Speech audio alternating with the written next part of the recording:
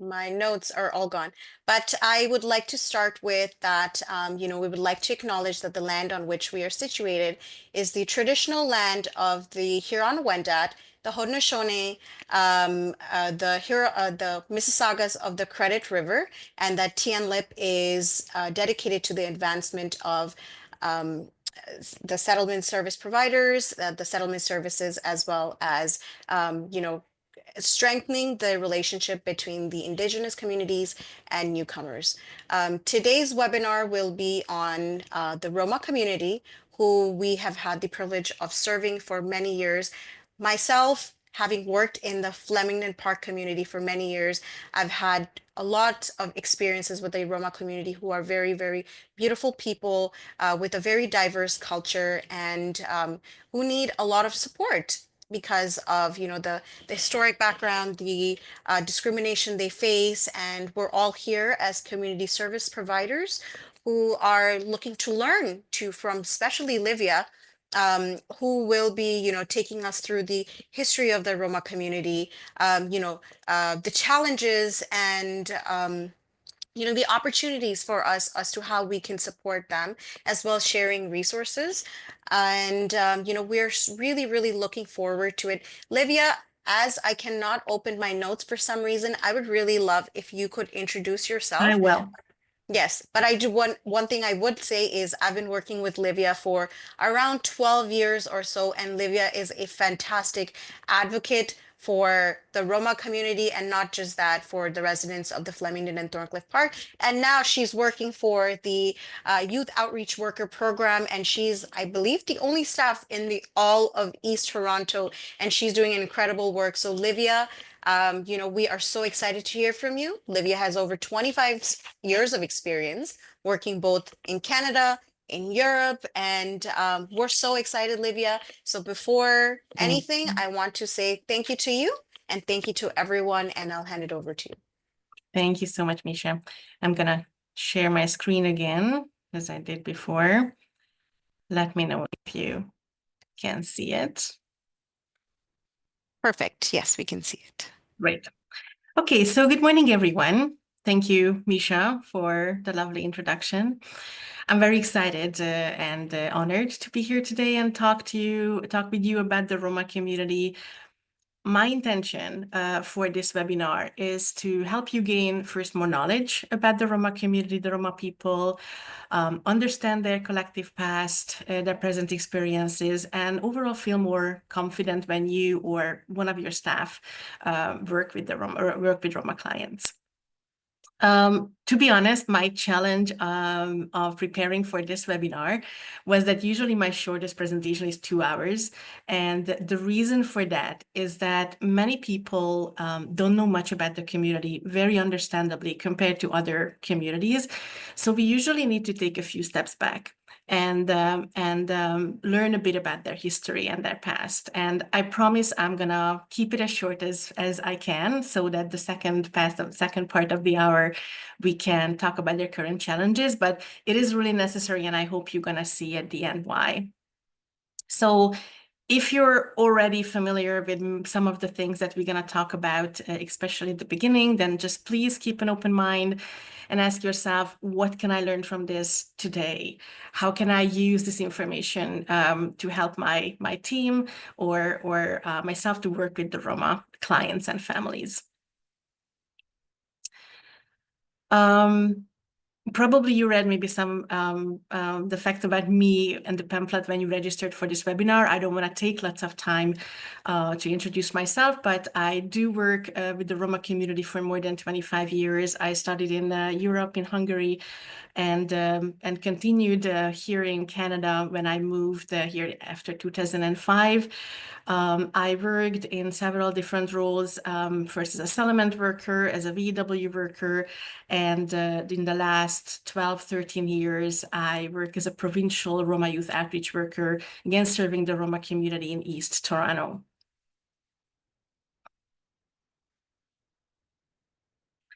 And this is our agenda today. So we're gonna talk about who the Roma are, some European experience, their Canadian experience here, and of course under that we will focus on Roma youth and Roma families. And at the end, hopefully, if we have time, we're gonna talk about some tips and practices for working with the Roma community. Okay, so does anyone know where the Roma people are originally from? If not, that's okay. India. Yes, thank you, Michelle. Okay, so our little map, let's move to India. So if this is the question, where the Roma are originally from, then you're gonna see on this little map that they do originate from Northwest India.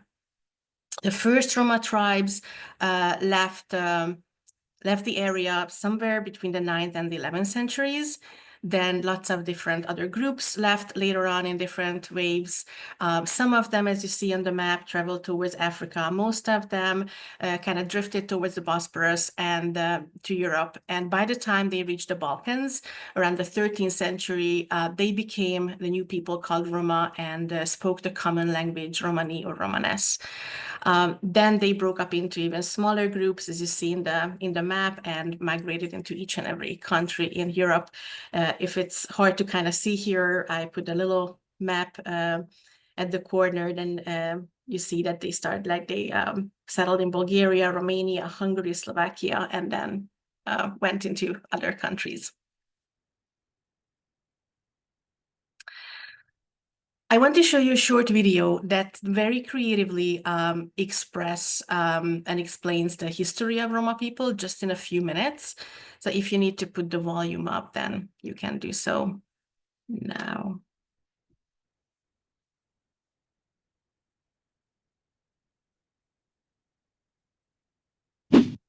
The history of the Roma people is full of mix-ups. Even the term gypsy comes from a fairly imaginative leap some confused chaps made on first meeting the Roma. The Roma people's great-great-great-great-great-great-great-great ancestors are actually from India, not Egypt. They first set off towards Europe somewhere between the 10th and 11th centuries. Then they travelled through Persia and Armenia to the Byzantine Empire of the 1100s, where they lived in tents and worked their well-worn trades. But the Byzantines were soon trampled by the Ottomans, and many Roma scampered west, though the Ottomans actually proved far better host than the dastardly Europeans. The next few hundred years were a real Roma roller coaster. What is now Romania welcomed them with open arms, but these arms soon grew tight around their guests and they enslaved them for 500 years.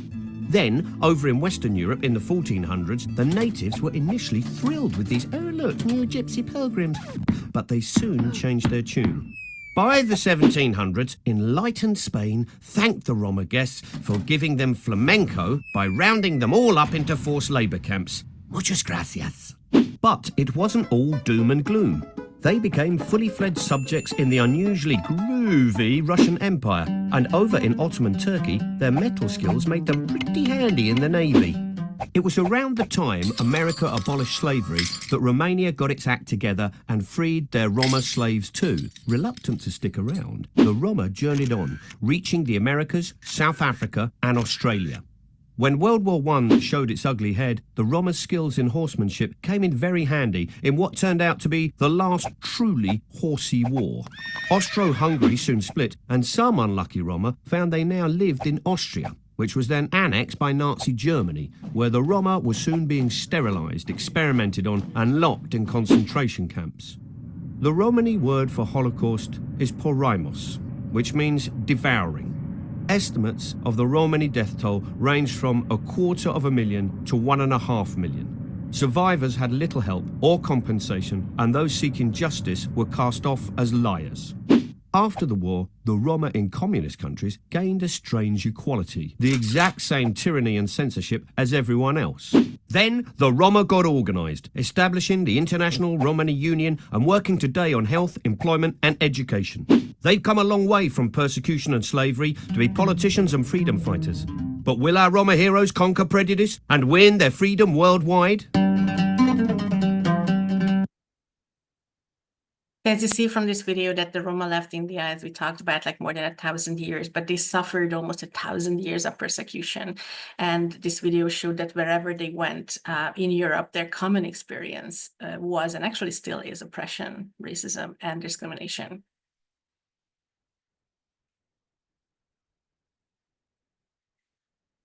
On this slide, you can see the Roma flag on top, and on the European map, you can see the chakra wheel from the flag.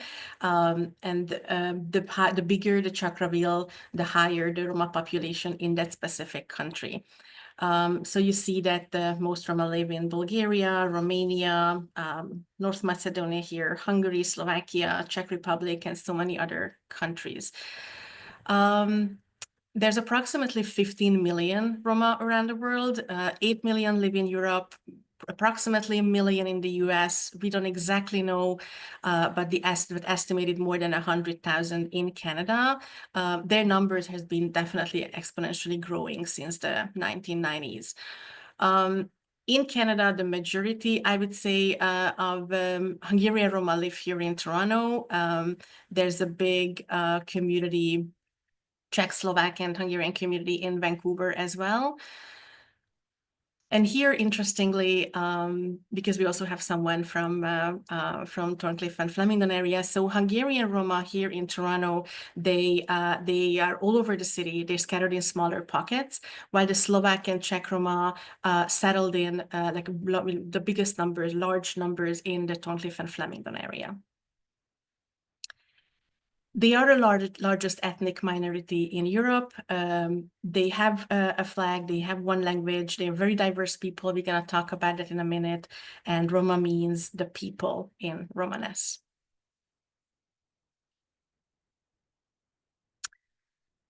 I get lots of questions about cultural identity and also whether people should call them Roma or call them Gypsies. I would say that in most languages, Gypsy is considered very insulting. In my language, it means something untouchables, like someone that nobody even want to get close to. So the right word would be Roma to use to all related groups.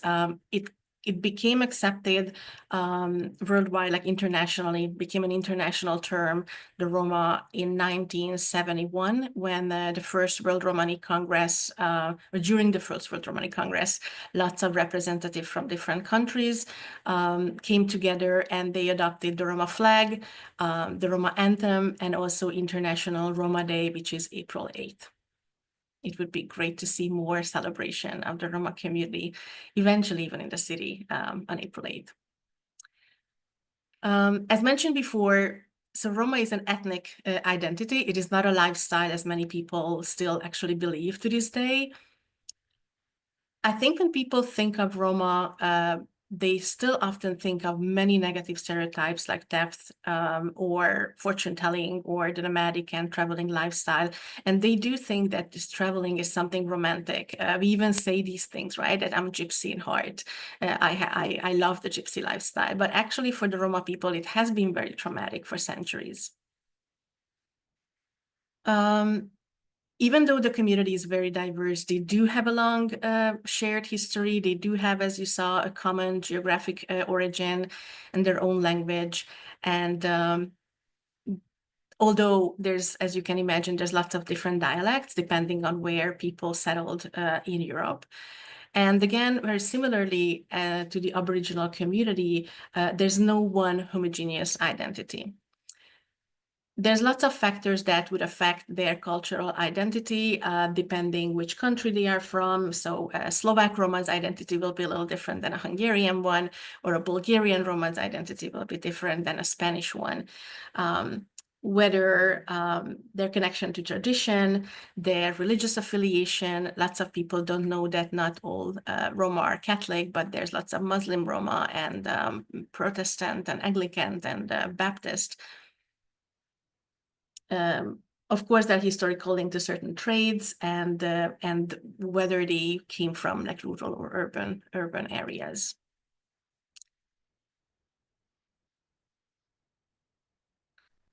We could talk, of course, a lot about cultural identity and their history, but hope it gave you a short little picture of you, like where they're from and who they are.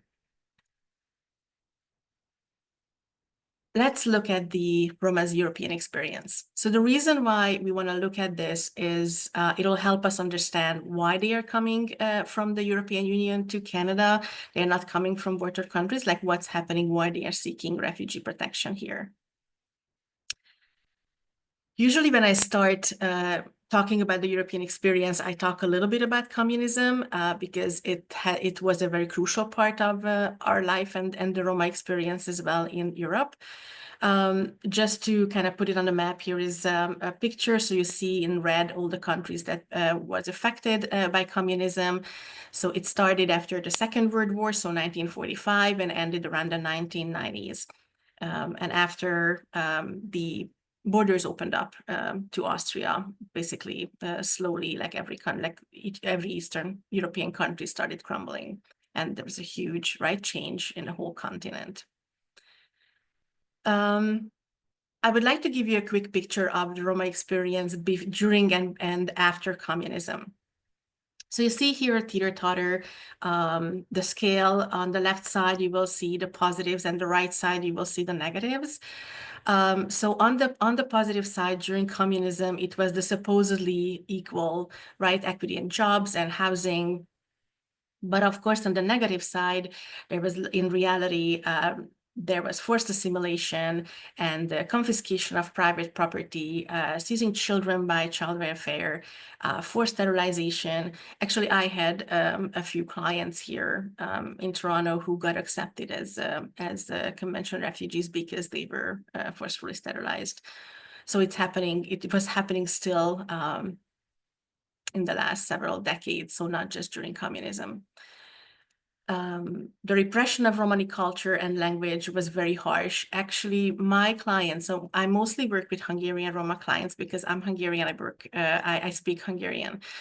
In Hungary, it was one of the harshest oppression of Roma culture. So most Hungarian Roma don't speak Romani, but Slovak and Czech Roma who live in Thorncliffe and Flemingdon area, they often speak way better Romani than unfortunately my Hungarian clients. Often they came from rural areas, and I knew families who actually spoke better Romani than maybe Slovak or Czech.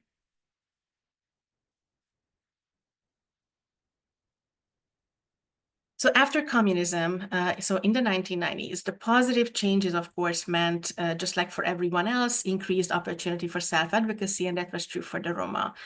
But this political freedom gave freedom to the right wing and other oppositional views as well, and those really increased. So the racism, discrimination, and violence got way harsher than it was before. Segregation and oppression got deeper. And really, in every way possible, Roma people's quality of life is way below of standards of the mainstream population, whichever country they live in. We can look at healthcare or housing or education, employment. It's still to this day, their quality of life or substandards are below the population where they live in, the country where they live in. Just to further demonstrate the rise of the far and right and far right political ideologies, I wanted to show you two slides without, of course, going into any politics. This slide is from the BBC. You see, again, the European map, and the darker the color of a country, the higher the percentage of the nationalist party in that specific country. So you see Hungary and Austria got the most like the darkest green color. Although now I would say probably many of you heard that even Germany, so number 6, a very far right political party got lots of power recently. So probably it would be today now even darker. What I wanted to kind of show you with this one is that Roma experience can be very different, let's say, if they come from Bulgaria or they come from England, if they come from Portugal or they come from Hungary. Like, even depending on the oppression and how they look at Roma will be very different in different European countries. Although I also have to say that this is not a very uplifting slide, but among Europe's least tolerated minorities in each and every country, Roma leads the way, unfortunately. And they really feel it, and that's the reason why they are trying to find another place where they're coming here, where they are not harassed and persecuted regularly. I just want to show you a very short video, just actually 1 minute of from this documentary, Opera Roma Gypsies in Canada. If you're interested in this documentary, you can watch it online for free. And you're going to hear Julia Lavelle and Lola Torres, two Canadian Roma activists, talk about their experiences in Europe. I think when I really realized that we were different is in Scotland, and I was very young, and we lived in a small village, and we were the target for racism. The local people would vandalize our home, and they killed our dogs. And on one occasion, I was 4 years old, and my sister and I were playing outside, and 3 young men came, and they threw a brick at my head and split my head open. And when my sister came to help me, who was 5.5, they beat her with a pipe. And they apprehended the men that had committed this crime, but we were too young to identify them. And at that point, my parents decided that they would come to a country where nobody would know what we were. And I used to ask my father, you know, why don't they like us? And he says, they've been taught that. In Spain, the Roma were fighting against the fascism. I was going back to Spain, and I put, of course, myself in trouble. It means I go in the anti-fascist movement to see the end of the dictatorship. By then I was for 10 days and 10 nights on the tortures. No? Some people ask me today, why you don't have a kids, no? So, well, because 10 days and 10 nights with the electricity on your genital parts make you sterile, is what happens. And I'm not the only one. We are hundreds like that in Spain.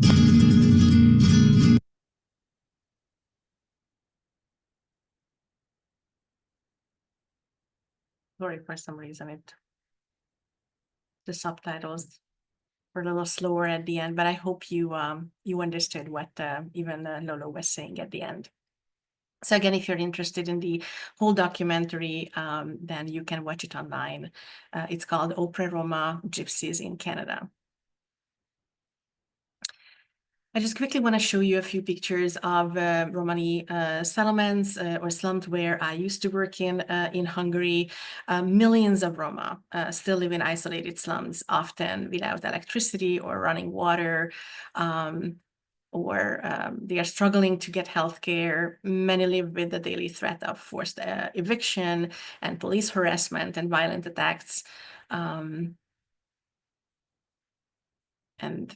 this is often, we don't look at like big European cities like this, and even though they are part of big cities, but somehow still separated and segregated. These pictures from a very nice project where a photographer went around in slums and wanted to showcase where Roma children do their homework in Hungary.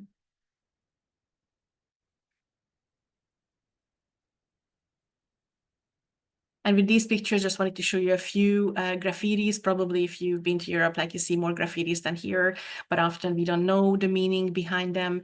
On the left side, this graffiti says that if you come back home, they mean from Canada, we're gonna kill your family. And here you see Hitler's name on the wall of this building as the swastika, and it says that you're gonna die, gypsies.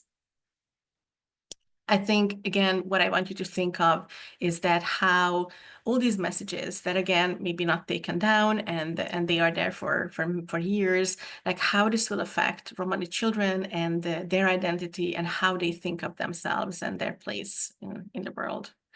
These are these are not rare occasions that you would see graffitis like this.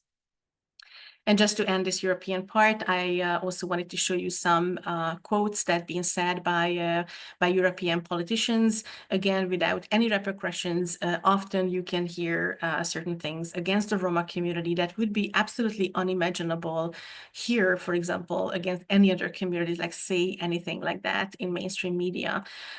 Just an example, like in Hungary, still the ruling Fidesz party, one of the politicians said that a significant part of Roma are unfit for coexistence. They are not fit to live among people. These Roma are animals and they behave like animals. These animals shouldn't be allowed to exist in no way. That needs to be solved immediately and regardless of the method. And there's so many, of course, others from France and even from the UK, or there's one that I brought here from Canadian political activists from years ago. Do you have any questions about who the Roma are and their European experience before we move to Canada? We can just take a few breaths. You're muted, Misha. Thanks, Livia. It's been very, very informative, and it's the history is something that I think everybody needed to know to understand how to better support. I do want to let you know that we have the principal for Mark Garneau Collegiate Institution, as well as the 3 vice principals as well, who are, in their audience. And we do have also participants from the different libraries in the neighborhood. So I think everybody is here to learn, and this information is very important. Thank you, Misha. Okay, so let's move There's one question though that came from Genevieve. It says, please clarify if you were using Roma and Romani interchangeably. Yes, so both for Roma people, you can use Roma or Romani, and both for the language, you can use Romanes language or Romani language. It can use interchangeably. I think the most well-known expression would be Roma. Thank you for the question. So about the Canadian experience, even before the 1990s, I think very few people know that there were an estimated 80,000 Roma already here in Canada. But because the families who came to Canada integrated into the society without creating a national issue, like the Canadian media or the public were not aware of them.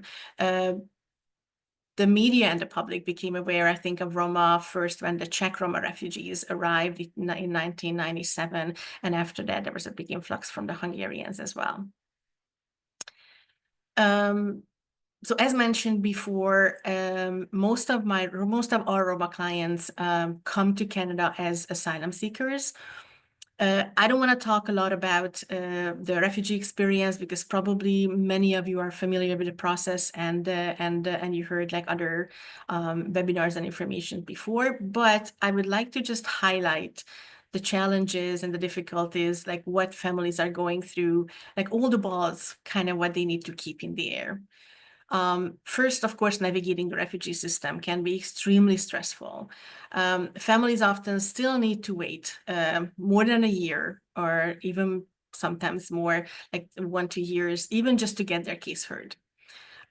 Those youth who are refugee claimants or conventional refugees, they cannot continue their post-secondary education, except if as international students, of course, but they can't often pay the fee, so they have to wait until they get their status. Not even talking about the PRA process, which is the pre-removal risk assessment. I have many families who are in PRA, which are even more challenging than being as refugee claimants, because even just waiting for the PRA packages can take months. I have, again, several families currently who are waiting just to get the package. I have no idea why. I don't know what's the reason behind that, because even just to get the package and submit their application, they don't really have a status. We can't register kids to schools. It's really challenging to apply for social services. So there's so many things going on with families depending depending on where they are, of course, in the process.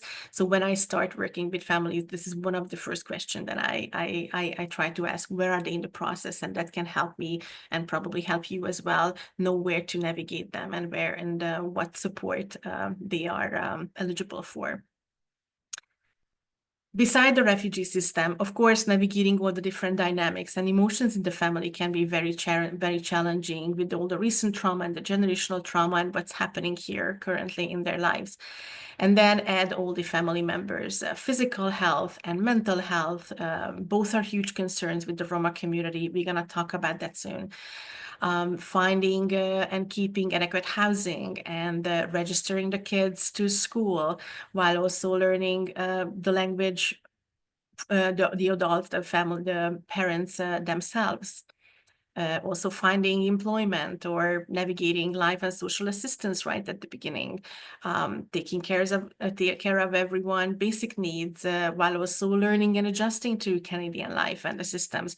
It can be, I think, very easy to see that it can be extremely hard for everyone. And no wonder that many families or people will drop some of these balls, or many of them, depending on their skills and their background and their stress tolerance and past and recent traumas and so on. In the remaining of our time, I would like to just talk about a few of these challenges in more details.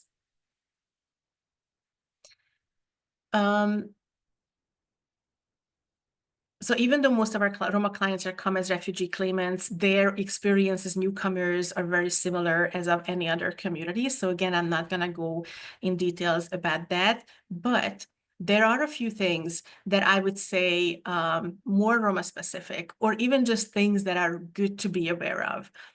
One of the things is their complex identity. So when we service providers work with Roma youth or families, or any youth or families, one of the things we are trying to do is to find cultural and or language specific support for clients. So in case of the Roma people, the question is, how do we do that? Where do we seek support? As now you've seen in the historical part, or if we are working with Hungarian Roma, are we looking for support from Hungarians? Or if we work with Slovak Roma, are we reaching out to Slovaks? Although they are here because they've been persecuted and discriminated against by Hungarians and Slovaks in the population in their home country. So it can be very, very tricky. Just think about interpreters. Over the years, since I've been working with the community here in Canada, I myself seen so many cases. Actually, years ago when we were allowed to be part of refugee hearings, in one case, I asked the lawyer to stop the refugee hearing because the interpreter, how they interpreted things were absolutely not fair and very discriminatory.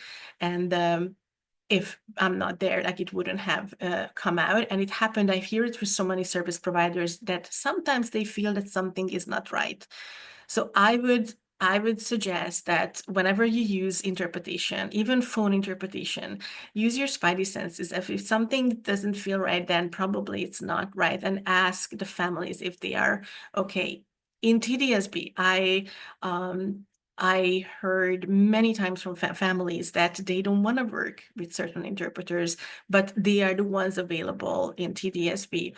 So it can be very challenging to find culturally sensitive and knowledgeable support. Not even, let alone talk about whether Roma has any representation in the support services, whether they see themselves. The Roma youth would see any role models right in front of them from their own community. Somebody says that, yeah, I agree. Jillian says that we have experienced racism from translators. Yeah, it's very challenging. We don't have lots of translators and interpreters. I know that there's a huge need for the Roma community, but it's just good to be aware of it for sure. And beside the lack of culturally sensitive support, even just the concept of seeking support for the Roma population is relatively, I would say, a new idea.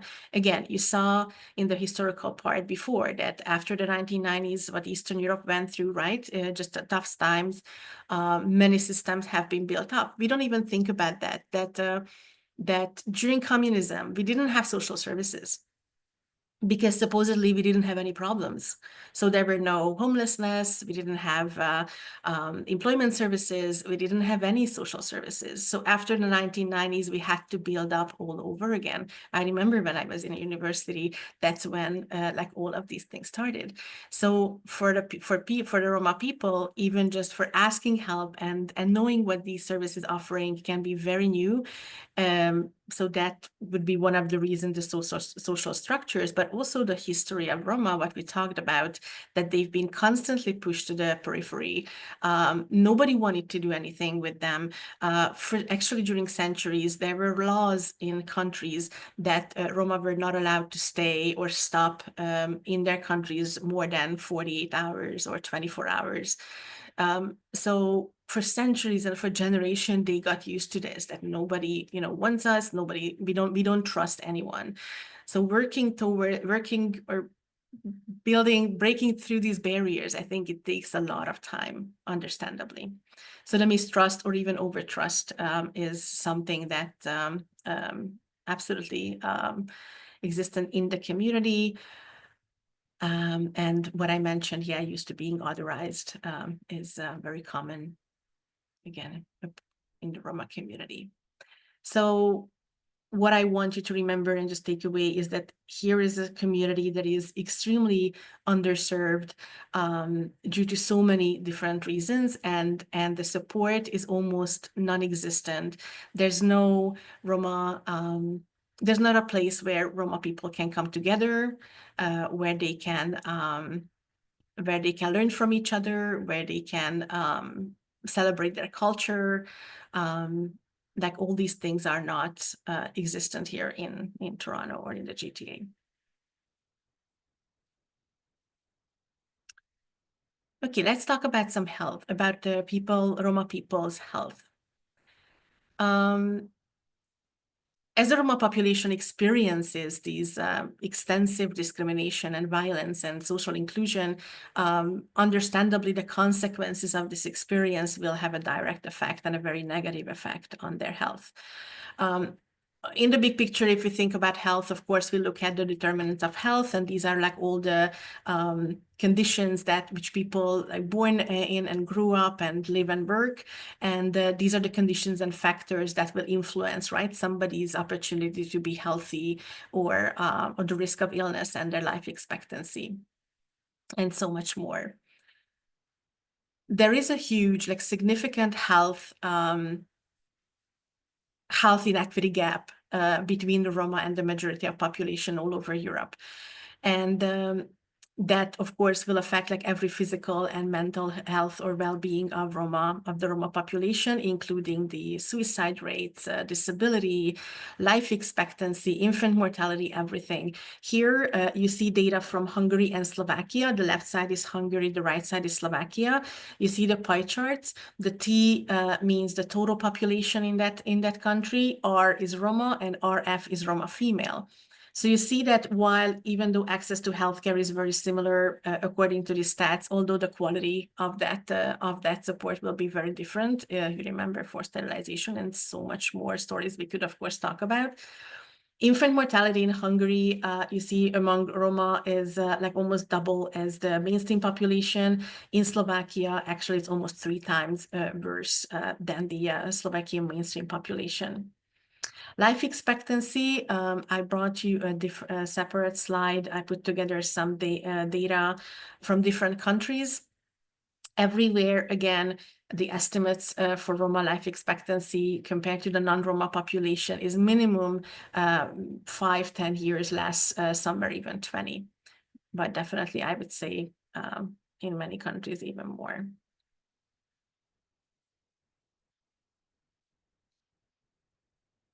Because of the time, I think I'm not going to go into the population pyramid. Here, I just wanted to show that how the Roma population is a young population compared to, let's say, the European Union or even Canada. But what I definitely want to mention is that I do believe that we cannot talk about Roma and their health without mentioning trauma. And as we talked about this, it has been 1,000 years, right, since they left India, and they've been oppressed and enslaved, and like every country they went to. This is just a basic stress response that you see, the cycle, what's happening in our bodies when we get into a stressful or traumatic situation, that our body reacts to that, like certain chemicals get released, right? The emotional brain gets activated, but eventually we should go back to the baseline. But unfortunately, what happens with many of us, but right now we are thinking about the Roma community, is that they get stuck up on high. They can't really come back to the baseline. And this is how chronic stress gets stored and trauma in our body. There are so many symptoms of this, let's be it emotional ups and downs and anxiety, depression, migraines, so many things. I remember several years back when we trained more than 100 public health nurses, then they said themselves that these are symptoms that they see in any other refugee communities or newcomer communities. But what they see in the Roma is that is just mind-boggling and overwhelming. They see all these symptoms, not just among adults, but more and more like young children as well. And they don't really know like how to tackle that and what to do about it. Here you see the impact on young people, the trauma of oppression and its impact on young people. Again, we could talk about this a lot, like chronic anger and chronic frustration and fear and displaced aggression, self-harming behaviors, and so much more. When, of course, we have more time, I love talking about trauma-informed care because, again, I truly believe that if we work and we support refugee and newcomer youth or at-risk youth, in our case, Roma youth, then we need to have a basic understanding of trauma-informed care. We're not going to go through this today in more depth, but I just still want to show you, this is a picture like how I teach in elementary schools, young kids about their own nervous system and how to understand their body and how to understand their feelings and what to do with that. And of course, it's very helpful for us service providers as well, because if we know what's happening, even just very surface level, we understand the basic stress responses and nervous system health, then we know how to recognize in our clients what's going on and how to respond and communicate based on that, so we can help them regulate, and then we really can do what are they there for us to do. And here I just want you to remember, because we are talking about kids, is that regulated and connected kids who feel safe, do and behave well. If you will remember this sentence, I think it's so crucial, again, working with at-risk youth. We could take that sentence apart, like what regulated means and connected and what feeling safe mean. But because of the time, I just want you to remember this and think of this whenever we work with difficult or see difficult behavior or challenging behavior from Roma youth. Again, regulated and connected kids who still feel safe, do and behave well. If one of those are missing, then we're going to see it, of course, in the behavior. I know we are running through all these topics and it's a lot, but the last topic that I want to talk to you about is education and Roma. As a PIAO, Provincial Youth Outreach Worker, I work in a lot of schools, and I heard so many times over the years that Roma do not value education. And they know that this is how it is. But I would love to shed some light on this statement, because I do not believe that this is true. The picture is way more layered, of course, than that. If we look at the history again, just very quickly, the history of education for Roma, then even for centuries, as I mentioned before, like many countries, or maybe I didn't, many countries, like Roma, were not allowed to study or be part of any the educational system. As you see here, before the 20th century, the education of Roma were oral-based. So very few Roma were able to read and write. Similarly, as again, the indigenous communities, they were keeping their culture and their stories alive by storytelling and singing. Then, during communism, which again, right, started after the Second World War, it is true that Roma people were educated or become a big part of the educational system, and they became educated on the elementary level. But the reason for that was to break up Romani settlements in rural areas, bring the parents to big cities and use them as workers, and often they took away their children, and the Romani children were placed with non-Roma families. So we are only talking about 80, 90 years, right, when they started becoming part of the educational system. And as soon as it happened, that meant huge trauma for many Roma families. Even today, like if we work with Roma youth, probably we are talking about their grandparents or parents who experienced that.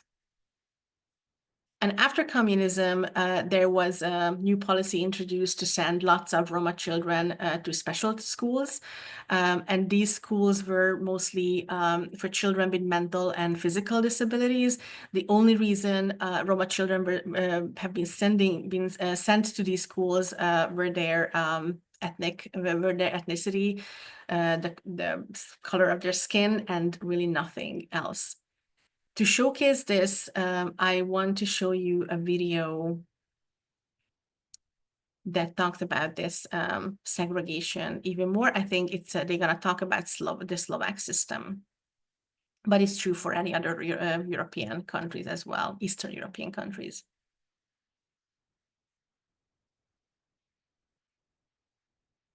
It's absolutely unbelievable that in the 21st century Europe, children are still separated in schools on the basis of their ethnic origin. And that's what's happening in Slovakia between children from the majority population and Roma kids. Ja chcem sa učiť, písať, čítať, vypočítať. Sme tam sami a my chceme ísť bielými byť. Tak ja si myslím to, že sú naše deti podceňované okrem bielých, lebo není tá spravodlivosť. Keď predtým chodili spoločne do tej triedy, prečo sú teraz rozdeľované? Mne sa to nepáči. There is definitely entrenched anti-Roma discriminatory attitudes within the educational system, and there are a lot of policy failures that maintain this separation and this segregation in Slovak schools. A vy ste si robili doma? Píšete si doma úlohy? Nie. A beriete si domov knižky zo školy? Môžete si brať knihy a učebnice a zošity? Nie. My pýtame, ale oni nám nedajú. Že budeme potrebovať ich vyjadzovať do... Že už na druhý deň, keď prídeme do školy, neodovzdieme. Oni len vidia stále to, že sú zavšivavené, že ich deti sa naberú od nich, ale už len ten pohľad, že to je Rom. Že nechcú, aby deti chodili. Je tu zopár takých určite, pretože aj v minulosti bolo tak, že zapisovali aj deti do prvého ročníka na inú školu. Len kvôli tomu, že tu sú rómski žiaci. What you see actually when you go to different schools, when you see that separation, when you see that the only reason why these children are put in these separate schools is just really their skin color or their ethnic origin, or things that are absolutely based on prejudice and stereotypes. And it's actually very concerning that people who work, teachers, educational professionals that work with these kids, hold these views and are expected to develop those children and allow them to basically have any future opportunities. Je tých mentálnych postihov rómskych žiakov viacej, pretože tam vlastne už pri spolužití rodičov som povedala, že sú také degenerácie, lebo sa berú blízke príbuzenské vzťahy. Že to je aj tým. A potom je tam taká sociálna zaostalosť, ako som už spomínala, to bývanie. We've been to various schools where Roma would be completely separated, either in different, they could be in a different corridor, for example. The corridor could be locked so that they have no interaction with children from the majority population. In other cases, children would be even locked in their classrooms, Romani children. We've seen cases where Roma would be studying upstairs while non-Roma kids from the majority population would be studying downstairs. Segregation happens basically from very early on, even from kindergarten. Predtým za komunista chodili všetci Romovia ako so bielima chodili. A bieli sa sťažovali na Romov, že ako oni im nedávajú pokoj, že im krádnu také dačo. Ale to nebola pravda. Ako chceli toto, že by mali, že by rómske deti boli rozdelení, aj bieli, že by boli rozdelení. A to dosiahli. Romani children thousands of Romani children are often placed in special schools or classes for pupils with mental disabilities, or even in ethnically segregated schools that offer a reduced curriculum. Ja by som bol rád, keby boli moje deti so bielými. Že by sa to učili moje deti, že by sa učili to, čo aj bieli. Že by aj ono vládol ten nemecký alebo anglický jazyk. To by som bol rád. A keby trebalo aj zaplatiť, tak mu zaplatím aj školu, všetko, že by sa učil. It really has a very negative effect on their future. It really does not allow them to exit that cycle of poverty and discrimination that they are in, and it does not allow them to fully participate in the Slovak and European society. As you've seen, there are many tricky ways how you can segregate still Roma children in schools today, even though this is not allowed anymore. But it is still, as you've seen in this Amnesty International video, it is still happening. And imagine, again, the type of education, what even the gentleman mentioned, like imagine the type of education that many of these Roma students received. If educators such as that principal be heard, like think about Roma just like her. It's really, really crazy. Here, I just quickly want to show you, again, you see the same pie chart, Hungary from Slovakia, the total population, Roma female, that in the second row, the elementary schools, like 77% of Roma finishes elementary schools in Hungary, 81 in Slovakia, but you see secondary schools, 90%, it drastically drops, 90% of Roma will finish elementary school, same in Slovakia, and post-secondary education is almost non-existent. I think it's very important for us to notice and see this again, what kind of systems they are coming from, because as soon as they are here, and of course we want them to be in high schools, and we always hear lots of attendance issues. Like there's so many reasons behind that, and if we only see just the surface level, just the attendance, just the numbers, then we don't really address like what's underneath, and we don't really understand like how to actually help them and change the symptoms what we see. I'm not sure if you're going to have time. Looking at the time, it's almost already 12.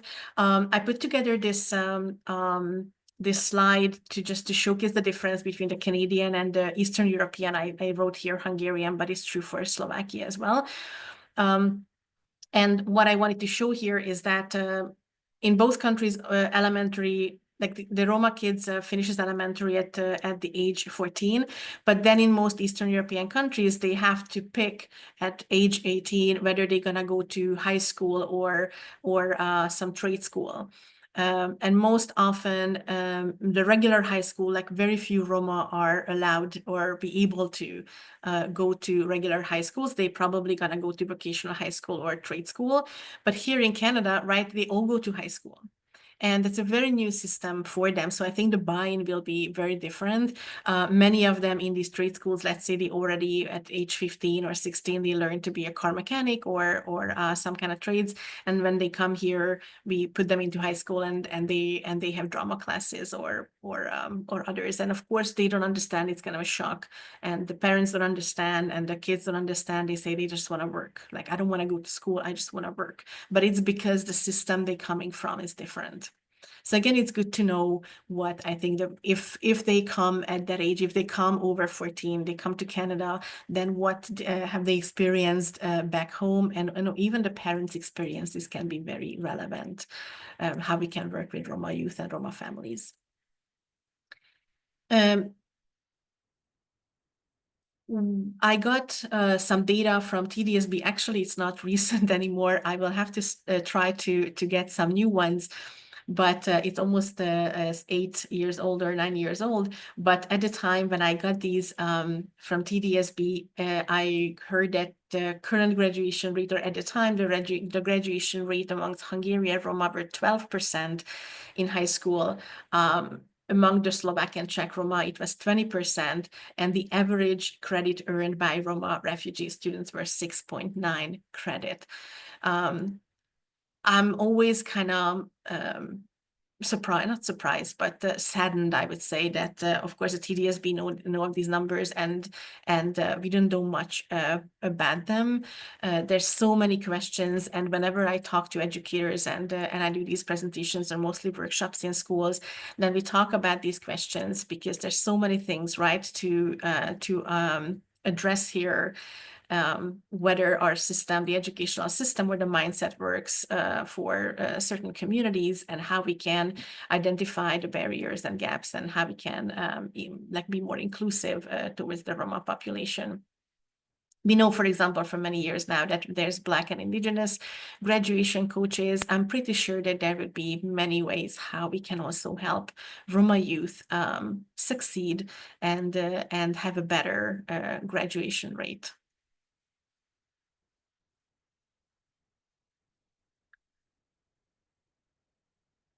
And at the end, I know we hardly have any time left, but I want to definitely talk a little bit about lastly, this information, basically what we talked about so far.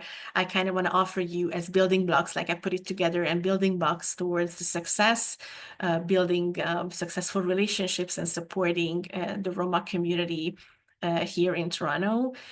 So one of the building blocks would be, of course, building knowledge.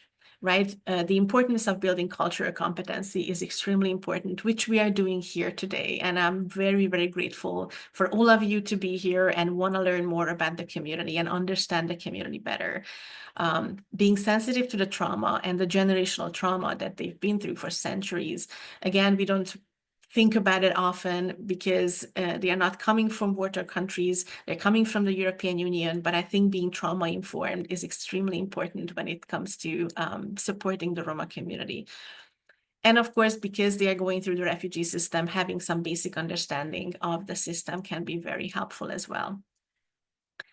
The second is building relationship, of course, with youth and with the communities, with families. Without that, I don't think that we can succeed.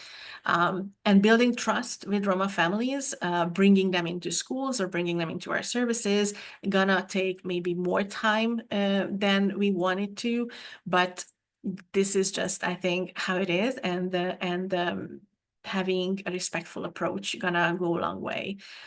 Being flexible and responsive to the community's needs is very important. I've seen amazing organizations across the GTA who've been doing that, although there's not many who work with the Roma, but it's really good sometimes to see. My program, I think, is one of a great examples, because as a PIAO, my work, how I work with how I am as a Roma Yao will be very different than how a Chinese Yao would work, or the LGBTQ Yao, or the Spanish Yao, or a Yao who doesn't have a specific community, and they allow us this freedom to really cater to the needs. And of course, looking through the lens of intersectionality can be important, because that will add lots of added barriers to many Roma youth.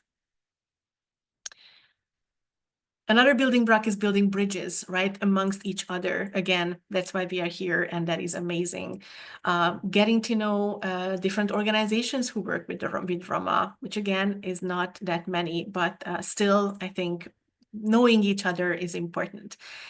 As we talked about before, finding and utilizing qualified and non-discriminating interpreters, huge for the community and how we can communicate with family members or with Roma parents, let's say. My YA program, I'm not sure if we're gonna have time at the end to talk about that, but if not, then definitely I'm here. Usually we are supposed to be the two of us, Roma YAs, one in the East and one in the West. Unfortunately, the YA in the West left the position last August, and since then nobody hired a new one for the community. So if again anybody can advocate for that, I'm trying to shout it for the rooftops that we need more support for the community. For the service providers who I've been working with or I was working with in the past, and I can't mention, these are the names that I know currently who are working with the Roma community. There's one person in Mississauga, a Dixie Blue Neighborhood Center, who are Hungarian-speaking settlement worker. Hajnalka and Marty, they work in the West, Hajnalka in Culture Link and Marty in West Neighborhood House as a VW worker.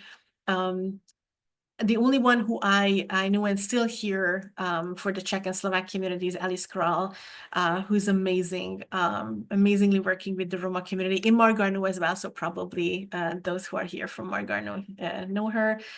Balázs is a Hungarian neighborhood officer, and he actually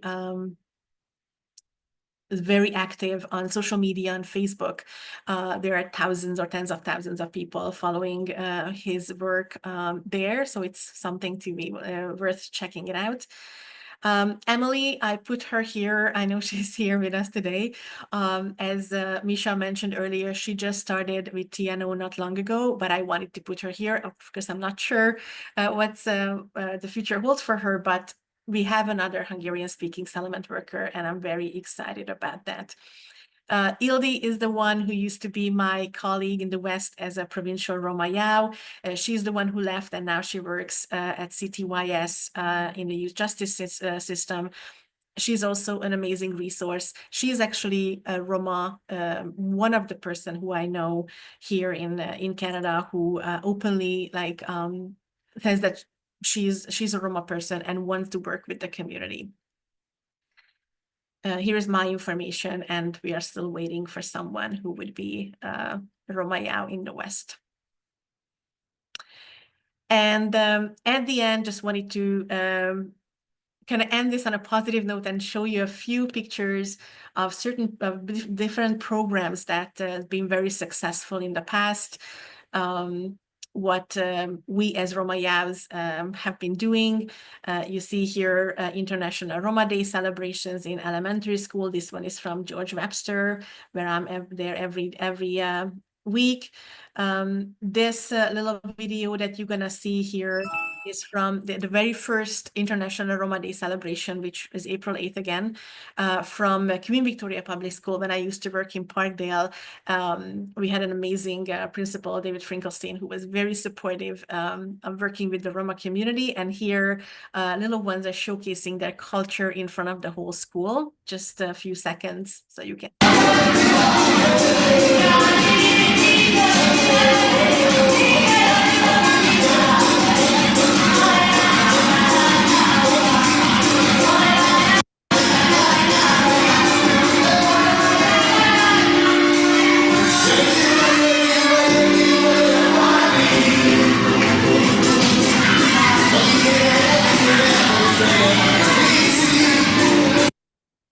They were just a joy to watch.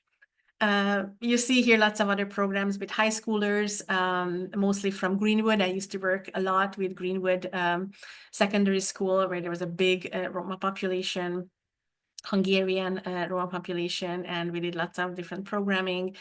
Here, this video actually from these are Margarno students. I'm not sure if it's still existent, but Margarno used to have a wonderful choir, a Roma choir. And one year we invited the Slovak Roma choir from Margarno to come to Greenwood and sing for us for the Hungarian Roma. They didn't understand each other. They were not able to communicate, but they had a few songs that they knew, and they at the end, like, they were jamming together, and it was, again, just beautiful to watch.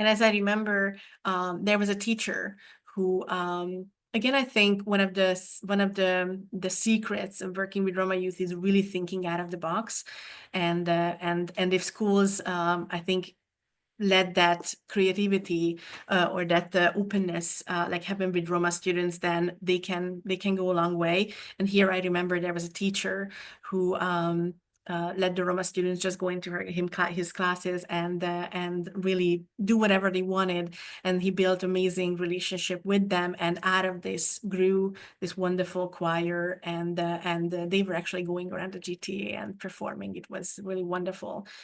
Again, lots of other group programs that we've done over the years. These are pictures from the only one Roma symposium that with my colleague we organized in Toronto years ago when TDSB was able to support us financially, and we did this together, where we invited Roma students all over from the city to come together for a day for this Roma conference, Roma symposium for Roma youth, and celebrate their culture and also, of course, learn together. This was amazing, but unfortunately, when the finance was not behind it, we couldn't continue anymore. Again, this was a beautiful project in Greenwood that you see the Roma flag. They made this with an artist, and it was showcased in the building. It's a huge flag that was on the wall for many years.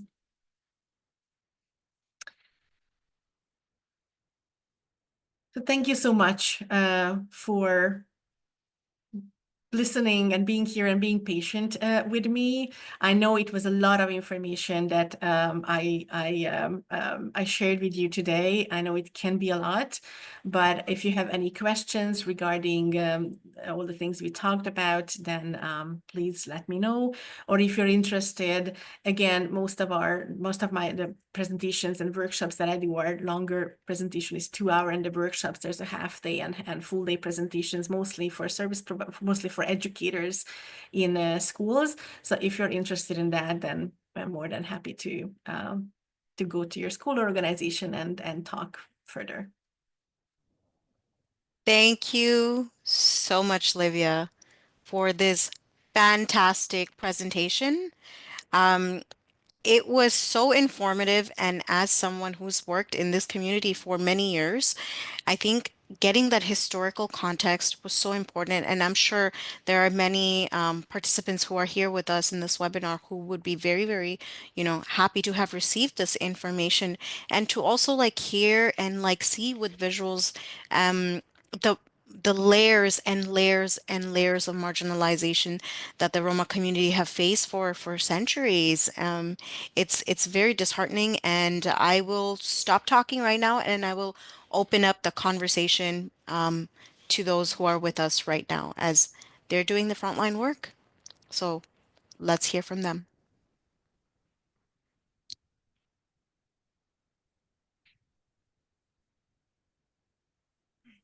Hi. Like for me personally, like my mom's side's from Hungary, so I speak Hungarian and everything. But I've always heard like negative things about the Roma community growing up. So I never actually learned the actual history. So this is my first time actually learning about it my whole entire life.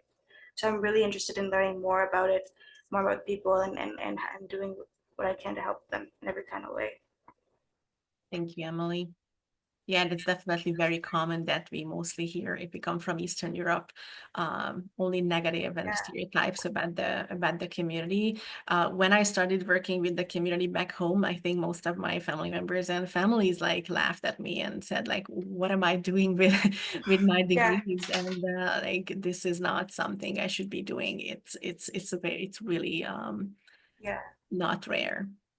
Exactly. I've only heard negative things growing up, but I never ever ran with it. I just kind of like would hear things, but I would never like think any negative things. So now it's like I'm really learning and I'm really understanding the needs and everything, and seeing like the history of it. It's terrible, and I really want to do something to make a change about it. Thank you, Emily. I'm pretty sure that you will. Thank you, Emily. Would anyone, Genevieve?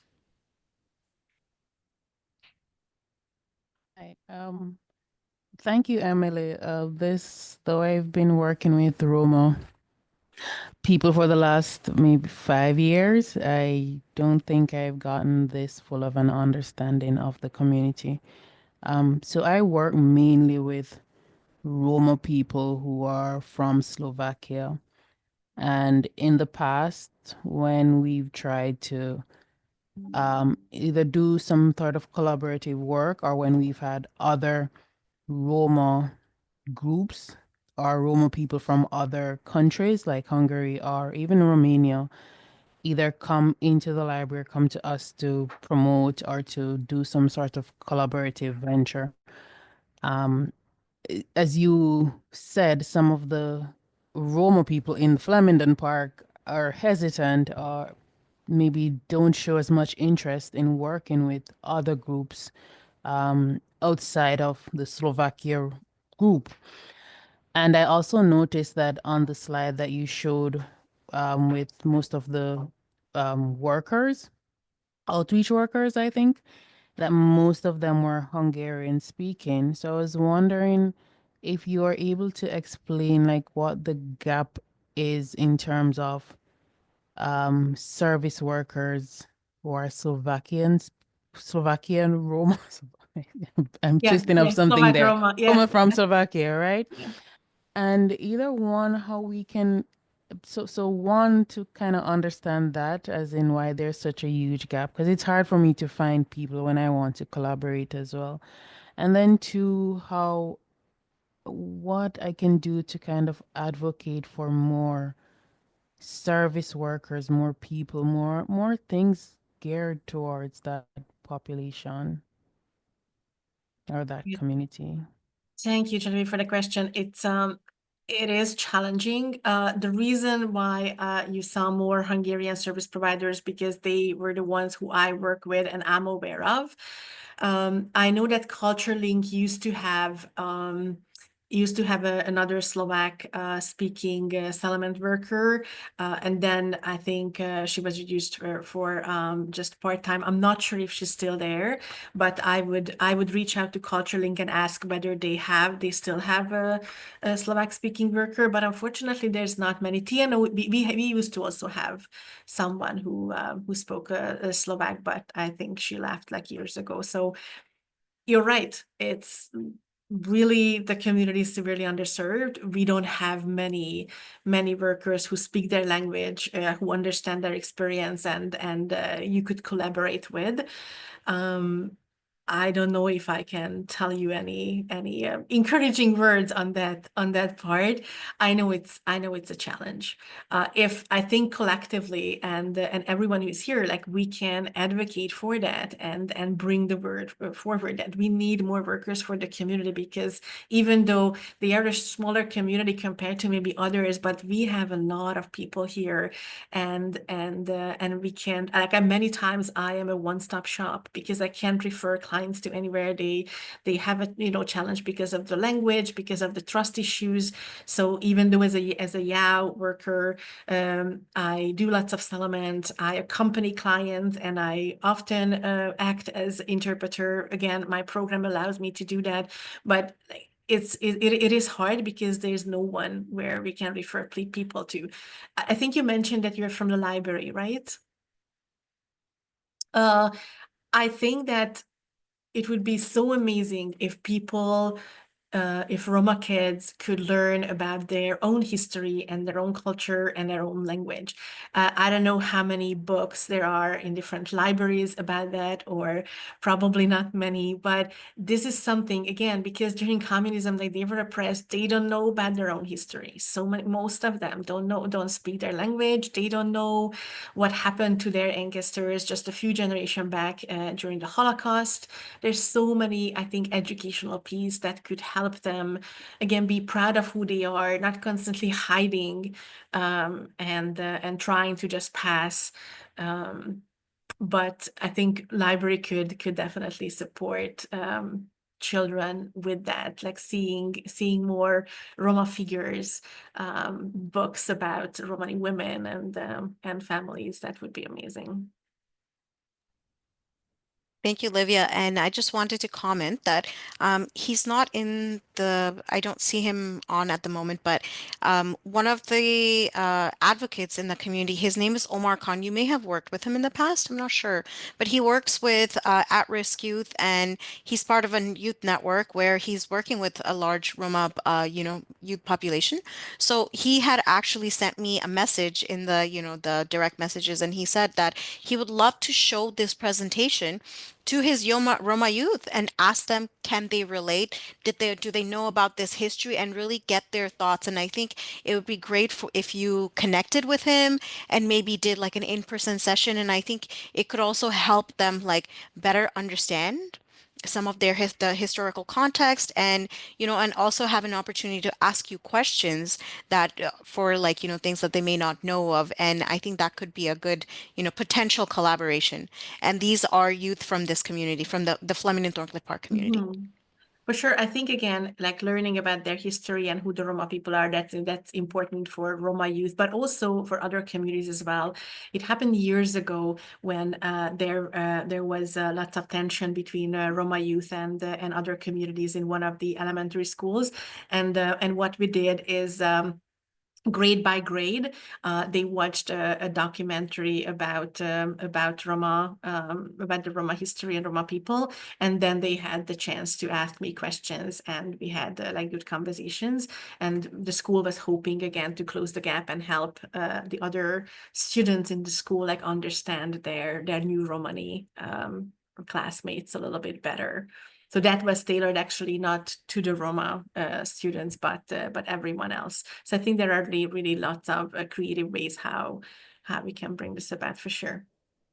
Amazing. Thank you, Livia. Do we have any other questions? Perhaps anything from Mark Arnault? We know we had 4 members from Mark Arnault, so if there are any comments or any questions, it would be great.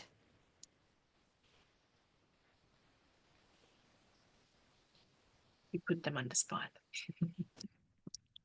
They do serve a large Roma youth population, so it would be nice to hear. Sorry, there was just somebody in my office. Did you need something from us here at Garneau? We did not need anything, but we wanted to hear like your thoughts, your impressions, or if you have any questions for Livia. And Jillian, I believe you are the principal of Mark Arnault Collegiate. Yeah, and some of my vice principals on here as well. Yes, exactly, the whole team. Yeah, we've I'll be honest, we've been struggling. This is a real challenge for us. We have about just under 100 students who would identify as Roma here at the school, and very few of them are attending any kind of class or earning credits regularly. And they're just, there's, I mean, a combination of reasons why we know that to be true, and other reasons we just don't know yet. The literacy levels are incredibly low. So we have lots of kids, particularly those who come to us around the grade 4, grade 5, when they enter the elementary system, have missed that critical literacy window. So not reading in either home language or in English. And so that's just compounding. And the team continues to be stumped on really how to serve the kids in a way that they will be receptive to. So we are struggling. We are really struggling. Yeah, I hear you. Someone in the chat wanted to speak to that. Yeah. Oh yeah, somebody. I think it was Pinky who wanted to say something. Hi, good afternoon. Yes, I have so many Roma clients, and most of the students at Mark Garno, I usually ask them, why are they not in school during the school hours? So most of them are telling me that some of them get suspended. So I wanted to get to know more why. I spoke with the parents, and I think it's mostly because of the language barrier. The parents does not understand anything at all, and even if the children are trying to explain to the parents, they're just looking at me, and I said I don't know either, because if I can how do you call that, speak the language, probably I would be able to help. But unfortunately, just for example, choosing their electives and things like that, sometimes one of them was trying to ask me how to do this, how to do that, because I also have a high school student, my son. That's why I was trying my best to help them, but unfortunately, they just don't know how it works. So they were telling me that they go to school, but one of them end up like not knowing which room or where to go. I said the best option for you to go is to the office, then they will guide you on how to do things. But I think most of them doesn't want to speak because they felt like nobody will listen to us. They're just assuming, I believe, because if I ask them, I follow up on them, did you go to the office, did you ask questions, they would say no, we just went home. So I said, your experience of not knowing will never be changed unless you reach out to the people in the school. So some of the parents, I spoke with them, but unfortunately, because of the language barrier, they're just looking at me blankly.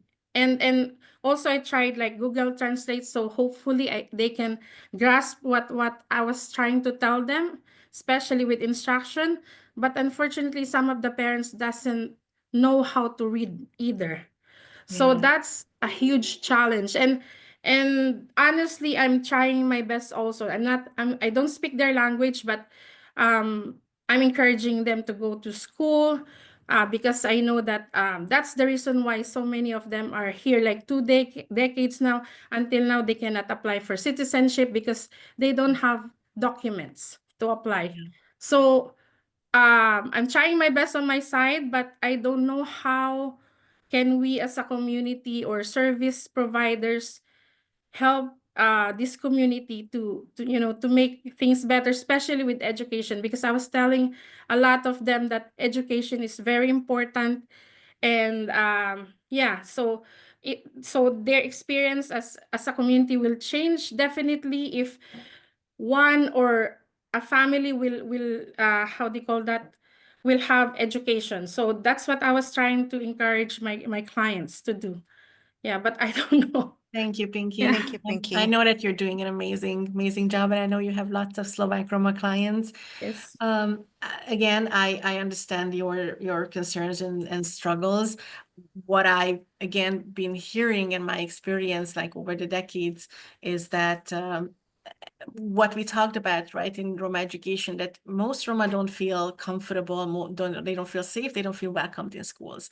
And of course, I understand all the frustration, right, that in whenever I go to, like I work in many different schools, of course, it's really hard and the frustration is real.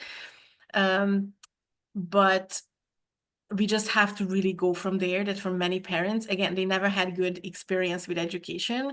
It was very like violent or discriminatory. Like if we talk about our youth as parents or grandparents, and they many times reluctant, or they don't feel that if they let people, like let their kids go to school, that it's going to be a good place and a welcoming place for them. So it'll take time to make them feel that, yes, this is really what we want, and we welcome them and we want them. what I mentioned before, that those schools where I've seen success, they had specific staff who kind of were appointed to work with the Roma community, who maybe had less classes like with others, and really like had the focus. I think that's what even happened in Margarno when that teacher was there who started the choir. So again, like these out of the box solutions, or just trials and errors, like that's what can happen, but make them feel welcome. Definitely that would be, I think, the first thing. Again, I'm not talking about now Margarno. I rarely actually work with the school because I don't speak Slovak, but more in Eastern Scarborough.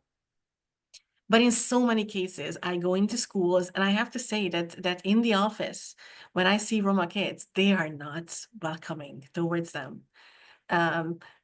Elementary schools where an office staff will, almost like shout their heads off because they've been late and regularly late. Like, again, like being trauma-informed, not just for the educator, but even for the office staff, it would be so important. I myself heard from office staff years ago, again in East Scarborough, that we're gonna make sure that we're not gonna have Roma kids here in the coming years forward. So again, how they think of the community and what they only see is only the problem and the challenges, and it is hard. It is hard, but I don't know. Keep the work going, really. Yes, Right, keep the it's gonna advocacy going. take time and really creative ways. Many kids, I think many kids who I work with, like they also have these educational gaps that I think Jillian mentioned, and they don't still qualify for the LEAP program, right? Because they didn't have they don't qualify for the LEAP program. Is there any ways that maybe we could work with that? Maybe there would be like different programs or exceptions for kids who didn't have those like many years in gaps in order to get into a LEAP program, but still they would need the support. So I think even like in TDSB, what support is available for kids? But I understand that in order to be in this program, they have to be in school. So that's the first and foremost and the biggest challenge. Amazing. But I know, and I heard yes, from different schools, like when we did programming for Roma youth, often the school said that, yeah, the kids are here when the program, on those days when the program is here. So it's a good start, right? Like creating something, a programming for them where they can come in and it would be just for the Roma kids. Often it was a good start. Thank you so much, Livia. It is 12:35. Do we have any other additional comments or any additional questions? We could take maybe one more minute. If not, Livia, if you could put your information in the chat box, your email for anyone who would like to, contact you. There was one, by the way, there's lots of appreciation for you in the chat. Everybody saying how informative it was and thanking you for this wonderful presentation. Um, Emily has said it's all about spreading awareness and educating others about the Roma community, which then will provide more support to the Roma people. Absolutely. And Jamie also commented that she thinks that a mentorship program would be helpful in the school. That's a great suggestion, Jamie. And once again, Livia, thank you so much for this great presentation. I think we've all learned a lot, and this learning will help the community, regardless of whether you are serving the Roma population within the Flemingdon Thorncliffe community or anywhere in the city. I think this is going to be very integral for the development of our own understanding and our own learnings, and to really dictate as to how we will take the work forward. There's a lot that needs to get done, and a lot of support which is needed, and for that we need to work together in collaboration. So, Livia, thank you so much for all the wonderful work that you're doing. I have observed you for the last 12 years, or 12 or 13 years at TNO, and it's been an honor for me to work with you. So thank you. Thank you so much. And thank you for all your advocacy work and your dedication to the Roma community. Thank you, Misha. Thank you for having me, and keep up the good work, everyone.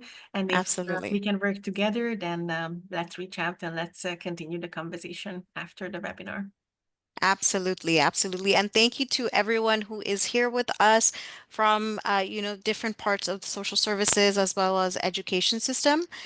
There is one comment from Carrie at Thorncliffe Park Library who has said that they would love a session about how to use trauma-informed approaches with young Roma children. So Carrie, if you could email Livia, I'm sure that's something that Livia would be able to coordinate with you. And thank you, everyone. Thank you for being with us, and have an enjoyable rest of your day. And this is my last webinar with TNLIP. So thank you so much and take care of yourselves, and hopefully see you next time in another forum. Take care of yourselves. Bye, Bye-bye. everyone. Thank you. Bye. And Bye. thank you again, Livia. Take care of yourself.